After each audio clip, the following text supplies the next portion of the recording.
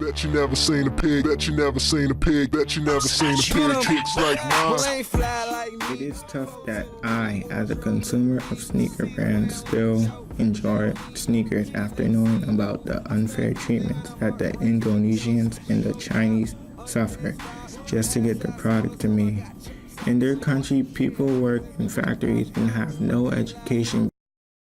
Barbara, and today I thought that it would be a good continuation of the theme of architecture to talk about gardens. I know that today the questions of landscape architecture of buildings, shape of countries is very much in vogue. People are talking about what should be the right immigration policy within a particular country, how to shape the country so that people are stabilized and have good lives. So a lot of those questions enter politics as a way to bring our attention that we need vision of peace in our political and financial discussions so that we create tranquility and stability in our country and promote it all over the world. So the concept of a garden is a really wonderful way to talk about tranquility. First, we have to have buildings and we have to have places to dwell as human beings. It is a requirement because that is our nature. The human nature requires a house, a place where the individual can have a certain routine of life, because we all need to sleep, we need to have daily activities, food, all of those things that are supplying the needs of our lives must be contained in a structure that promotes a sense of security and safety. Even when we, after conception, when we develop, we are in the house of our mother's life. And then we are born, and then we have connection to the house of our family. So this is something as natural as breathing. It's very important for us to understand that this is the foundation of peace and tranquility in a land when everybody has a place to call home, in a house, in a building. So we talked about it before, and I will continue talking about it in diverse metaphors and ways, because this is a topic that is of foundational importance for modern America, but also for many other countries.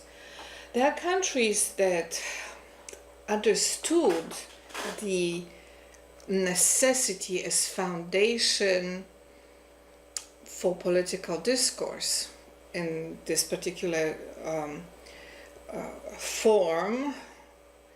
Necessity means housing, food, work, if a person can work, connection with other people, entertainment, churches, synagogues, places of worship.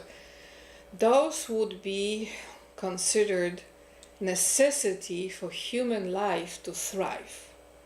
When you have fish, the fish has to be in water to thrive. If you take the fish out and make her homeless, the fish dies.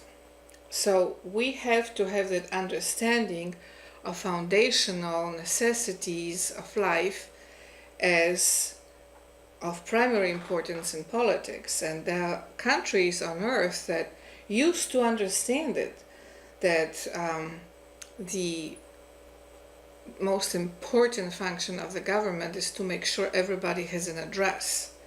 I grew up in Poland, and at that time there was a special place in the constitution that said that it is government's responsibility to supply at least 20 square yards of living space for everybody. So if somebody would go on hard times, they would go to a government office specifically designed for that purpose, and they would immediately get an address. Sometimes it would be in a very simple structure, like simple barracks. Sometimes people as families would get an apartment, but the government was prepared to deal with this question. And then at some point after transformation from Poland run by the former socialist system, that right was liquidated, and lo and behold, an avalanche of homeless people showed up. The birth rate went down. Many people died from elements. So freedom came with death verdict for many. So this is not the right way. Freedom should always come with wisdom and understanding of what it is that freedom serves, who it is that freedom serves. So a person who is homeless can never be free, because by definition that person is in danger of losing his or her life. And this weekend, there's this incredible action organized by some television stations. It's called Clear the Shelters. It means shelters that house animals, dogs, cats, primarily domestic animals. And this organization reached other television stations. So nationally, most of the shelters for the animals got involved in this program. At the same time, there was an action to remove homeless people from using one of the local storage facilities with huge storage rooms, and many people used those places to dwell because they have no alternative. And those people were thrown out of those places, and the whole storage facility in South End was closed. And there was this contrast between organization to promote good outcomes for homeless animals versus this destructive focus on removing human beings from a semblance of a shelter. So we have a situation that we need to deal with. And I thought that one of the ways to look into the ways to remedy it is to come back to the concept of a garden that creates in us perceptions of beautiful tranquility and loving connection to nature. My theory is that if we connect to the nature around us through meditations and understanding and appreciation of gardens, then we will start understanding our nature and the natural needs that we have that promote well-being and enjoyment of life. I come from a position that we have to appreciate life that God gave us here on earth. We also can develop faith and connection to God to end up in a Garden of Eden, to end up in paradise and kingdom of God, the garden from which we originally came to the earth. So I believe that that concept of garden from which we all came, Garden of Eden, you know the biblical story, I don't have to repeat it here, and the place that earth became exile.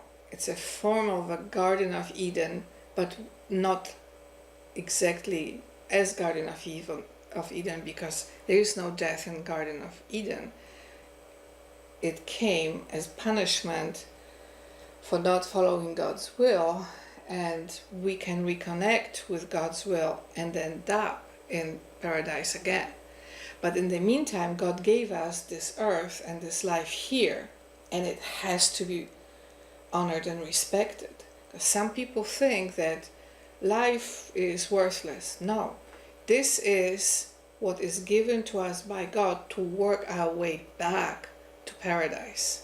So every breath we take, all the days of our lives, all the days of our connection to each other and to the earth are very valuable.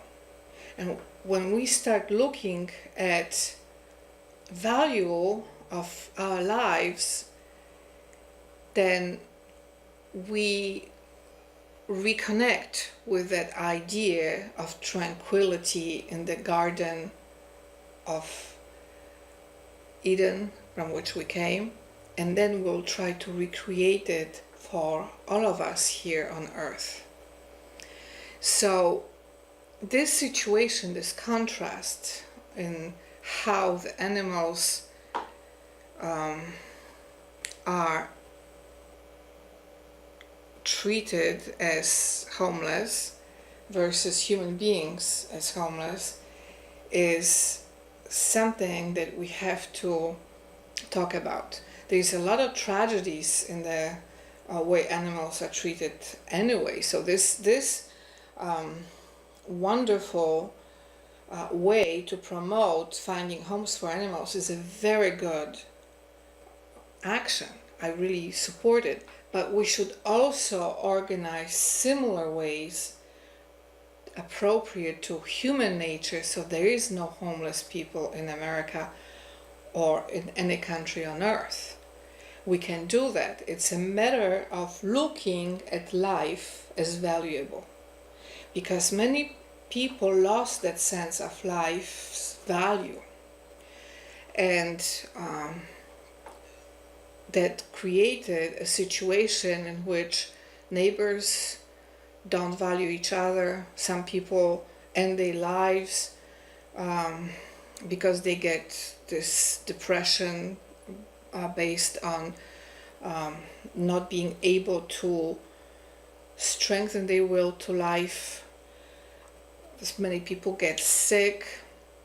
So we have to look at the roots of what created this lack of appreciation to life. I wanted to look at the song here that is on YouTube. There are many versions of it. I come to the garden alone. I'll just look at some of the words. I come to the garden alone, while the dew is still on the roses, and the voice I hear falling on my ear, the Son of God discloses. So this is a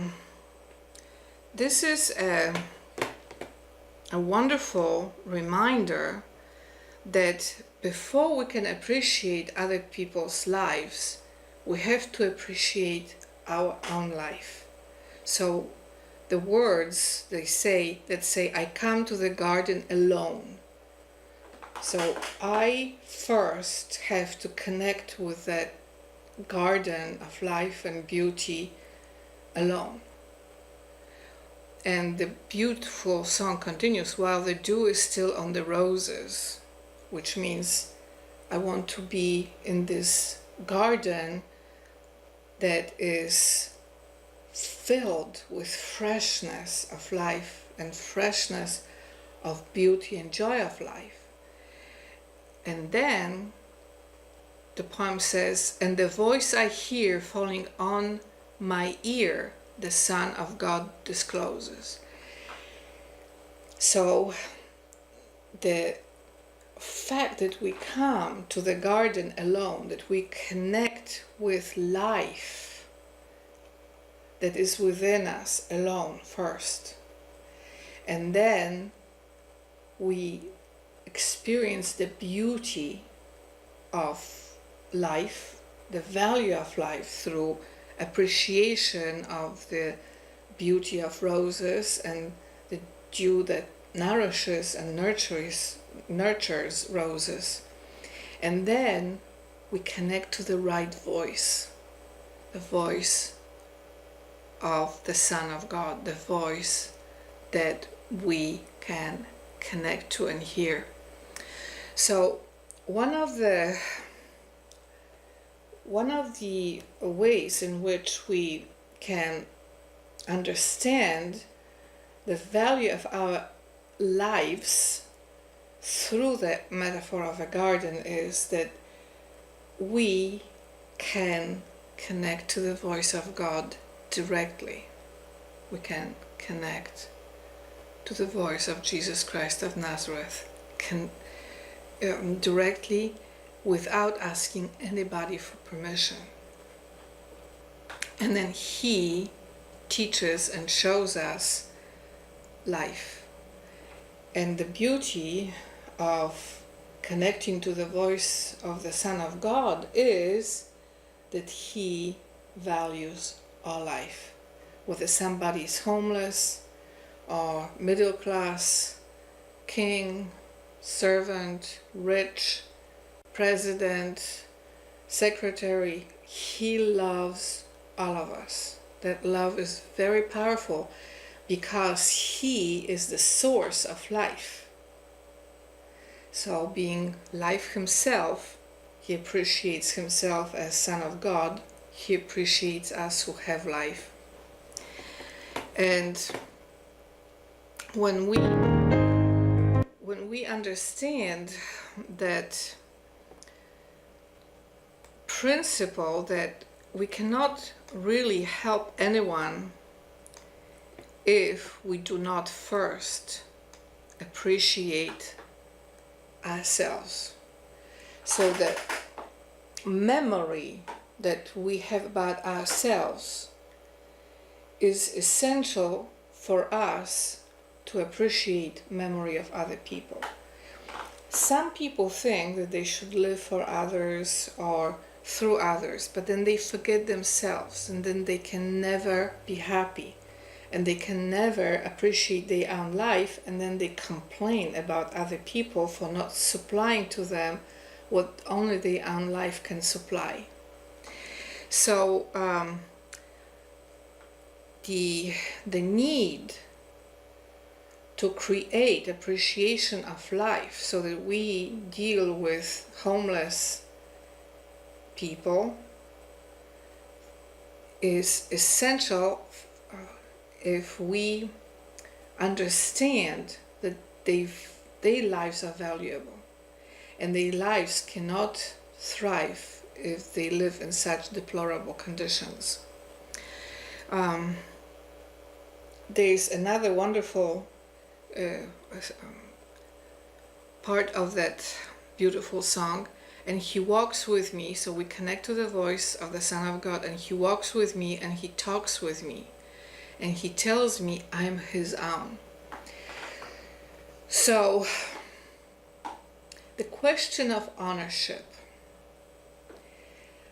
who is it that owns life, comes through this song. So as we are in this beautiful garden in which we can connect to God and God's voice, and then we can interact with him, we understand that God owns our lives. So by affirming our own individuality, we also can create a sense of security and safety that we do not owe anything to anyone as far as ownership of life is concerned. And that is that liberty. But that life comes with necessities that should supply the life's needs. It is very important to understand that ownership question, because if some people think that they own you, they think that they have a right to destroy you. And the killing of an individual would be considered a crime. A person would go to prison for murder. But destroying life of an individual because of homelessness is not considered a crime. So people die because of those horrible conditions in which they end up living, and no one is accountable for it. But if we come to God and affirm that he owns us, he will fight for us, because then those who would destroy his property are guilty in the realms of divine law, because God appreciates and loves every life.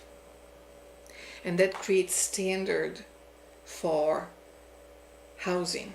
And I think that's what we should have. We should come to that high level understanding that God gave us governments and authority to support and strengthen those who are subject to that authority. So I think that in today's world, we have to gain strength from that idea of the beauty of a garden that has only one purpose, and that is to give us tranquility, to help us understand the power of solitude that appreciates our well-being, and then to connect us to the voice of God and love of God, and to create strength that will then connect to other people.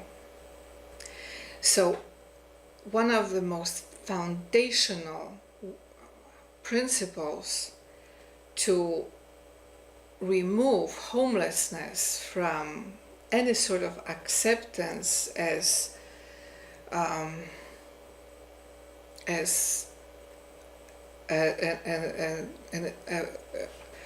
phenomenon of modern life will be eliminated if we heal the homelessness within each of us, and that homelessness is lack of appreciation of our own value and of our own lives as more important to God than things.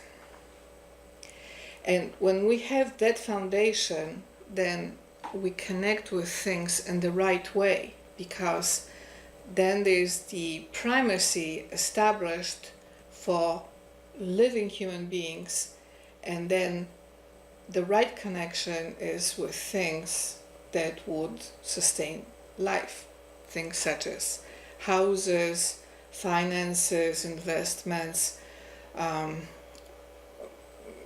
all kinds of amenities in the cities, transportation, etc., etc. But we cannot forget ourselves. And in closing, I'd like to bless Elon Musk from Tesla, because he's one of the most amazing CEOs on earth, who has created tremendous visions of high technology, and then he forgot himself. And now he needs a miracle from God to reconnect to his own heart in ways that would help him deal with a complex company, Tesla, that he created. And I believe God will give him this miracle, because he helped the boys in Thailand to get out of a lethal situation in one of the caves in Thailand. So I bless Tesla, and I bless Elon Musk, and all of you, all of us, bless myself with new vision of valuing our lives and connecting to the voice of God to receive love.